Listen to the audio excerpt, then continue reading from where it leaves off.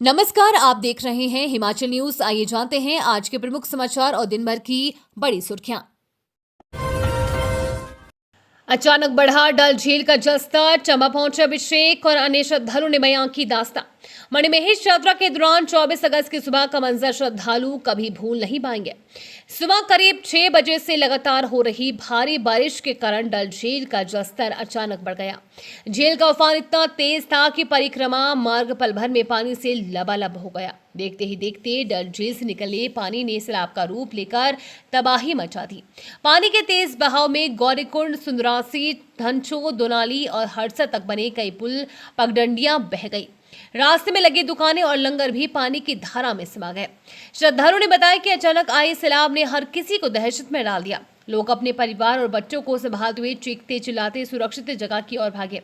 मणिमहेश यात्रा का लौटे चंबा के भले निवासी 27 वर्षीय अभिषेक राजपूत ने बताया कि वो 18 अगस्त को कुक्ति मार्ग से यात्रा पर निकले और 20 अगस्त को मणिमहेश पहुंचे।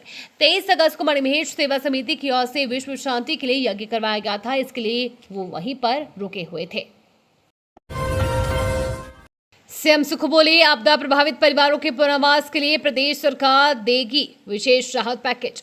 मुख्यमंत्री सुखविंदर सिंह सुक्खू ने कहा कि आपदा से प्रभावित हर परिवार के पुनर्वास के लिए प्रदेश सरकार विशेष राहत पैकेज देगी। सुक्खू ने शनिवार को जिला चंबा की भरमौर, मणिमहेश और अन्य आपदा प्रभावित क्षेत्रों के साथ साथ कांगड़ा जिले में पौंग बांध से छोड़े गए पानी के कारण बाढ़ प्रभावित फतेहपुर और इंदौरा के मंड क्षेत्र का हवाई सर्वेक्षण किया। मुख्यमंत्री पठानकोट एयरफोर्स स्टेशन से भरमौर के लिए रवाना हुए, लेकिन खराब मौसम के कारण उनका हेलीकॉप्टर वहां उतरा नहीं। सुक्खू ने कहा कि राज्य सरकार की ओर से समय पर उठाए गए एहतियाती कदमों के कारण जनजीवन की हानि वर्ष 2023 की तुलना में कम हुई है, लेकिन इस बार विनाश का पैमाना कहीं अधिक है। सड़क, बिजली, पानी आपूर्ति और संचार सेवाएं 2023 की तुलना में अधिक प्रभावित हुई हैं। राज्य सरकार के समक्ष लोगों के पुनर्वास की भी एक बड़ी चुनौती है, जिसे प्रदेशवासियों के सहयोग से पार किया जाएगा। 3200 करोड़ की अटल टनल सुरंग में 5 साल में ही होने लगा निसाब, सुरक्षा पर उठे सवाल।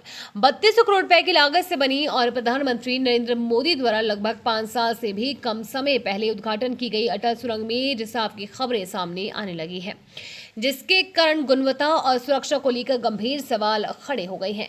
रोहतांग दर्रे नीचे बने ये सुरंग दुनिया की सबसे ऊंची सुरंग मानी जाती है, जो अब सुरक्षा जोखिमों का सामना कर रही है। विशेषज्ञों का कहना है कि सुरंग में रिसाव का ये मुद्दा मामूली नहीं है। निर्माण बड़ी इंजीनियरिंग खामियां या घटिया सामग्री के उपयोग की ओर इशारा करता है। ऐसे सुरंग की मजबूती और स्थिरता पर सवाल उठते हैं, जो इसे एक संभावित खतरा बना सकते हैं। यह समस्या उन हजारों लोगों के लिए चिंता का विषय है जो रोजाना इस सुरंग से गुजरते हैं।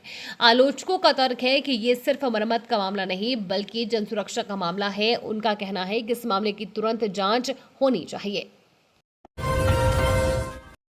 QFX ठगी मामले में 9.31 करोड़ की संपत्ति जब्त, ईडी ने हिमाचल समेत अन्य राज्यों में की कार्रवाई।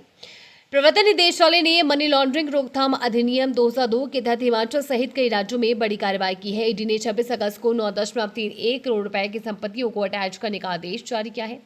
ये कार्रवाई QFX ठगी मामले से जुड़ा है, जिसका सरगना नवाब उर्फ लविश चौधरी बताया गया है।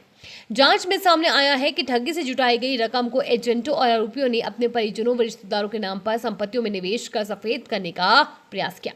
अटैच संपत्तियों में 45 अचल संपत्तियां शामिल हैं, जिसमें आवासीय, फ्लैट, प्लॉट और कृषि भूमि शामिल है।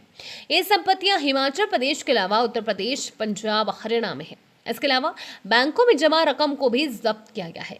ईडी की जांच में ये सामने आया है कि 2019 से 2025 तक आरोपियों ने पूंजी कम MLM स्कीम के तहत निवेशकों से 5-6% मासिक रिटर्न का झांसा देकर करोड़ रुपए जुटाए, लेकिन फॉरेक्स ट्रेडिंग के नाम पर कोई वास्तविक लेन देन नहीं किया गया। इस राशि को कई बैंक खातों में घुमाकर अंततः जमीन, जायदाद और परिजनों के नाम पर संपत्तियां खरीद कर इस्तेमाल किया गया। कीरतपुर ने चौक फोलेन, 3 साल बाद भी चालकों के लिए असुरक्षित, बरसात में वन वे करना पड़ रहा है सफर।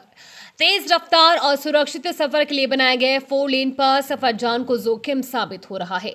यातायात शुरू होने के 3 साल बाद भी कीरतपुर से नेचौर तक का 4 लेन सफर के लिए सुरक्षित नहीं हो पाया है। हर बरसात में कई जगह पहाड़ों से भूस्खलन से वाहनों की गति थम जाती है। पहाड़ों की अवैज्ञानिक कटिंग से लोगों के लिए यह हाईवे वाहन चालकों के लिए मुसीबत का सबब बन चुका है। अगस्त 2023 में इस फोलेन को ट्रायल पर खोलने के बाद इसे सुचारू किया गया। हालांकि हर बरसात में मेहला, समलेटू, थापना, दड़ियाना, पन्हू और बलोह टोल प्लाजा के पास बड़े पैमाने पर भूस्खलन होता है। भूस्खलन के चलते मंडी भराड़ी में करीब 8 घर गिरने की जद में है। मेहला, थापना, समलेटू में हर बार बरसात में यातायात वन वे करना पड़ता है। यहाँ भूस्खलन से एक भी मौत भी हो चुकी है। विशेषज्ञों का कहना है कि मौजा मेहला के डडनाल जंगल में मूल अलाइनमेंट को बदलकर पहाड़ों की 90 डिग्री की कटिंग की गई है, जिससे बरसात में जानलेवा स्थितियां बनती हैं। वाहन चालक पिछले 3 साल से यहां वन वे व्यवस्था के कारण परेशान है। इस हाईवे के निर्माण से निकले मलबे को कलवर्ट और पुलिया के आगे डंप कर दिया है। पुलों के दाएं बाएं नीचे मलबे के अंबार लगे हैं।